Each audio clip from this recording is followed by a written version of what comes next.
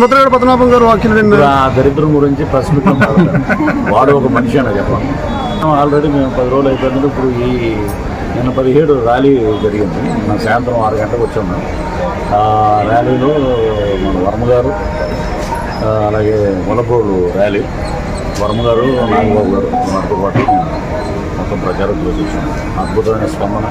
ప్రజలు ఒకటే అనుకుంటున్నారు, ఎందుకంటే మీరు ఎన్ని రకాలుగా మాట్లాడారు. నాకు ఒకటే చెప్తానండి, ఇప్పుడు ఇక్కడ పనిచేసే ఎవరైనా సరే, మీరు కానీ నేను కానీ, నాకు నెల అయితే నేను చేసిన శాలరీ నాకు టెన్షన్గా వస్తుందని ఒక నమ్మకం.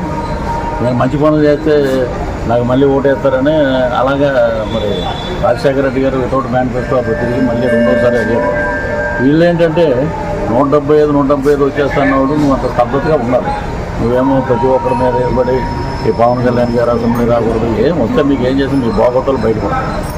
మీరేంటంటే జగన్మోహన్ రెడ్డి లాంటి వాళ్ళు స్టేట్కి ఒకడు ఉంటాడు, పవన్ కళ్యాణ్ లాంటి వాడు స్టేట్కి ఒకడు ఉంటాడు.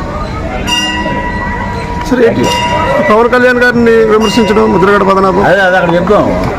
ఆ ముద్రగడ గురించి ఎందుకండి శ్రీపాద వల్ల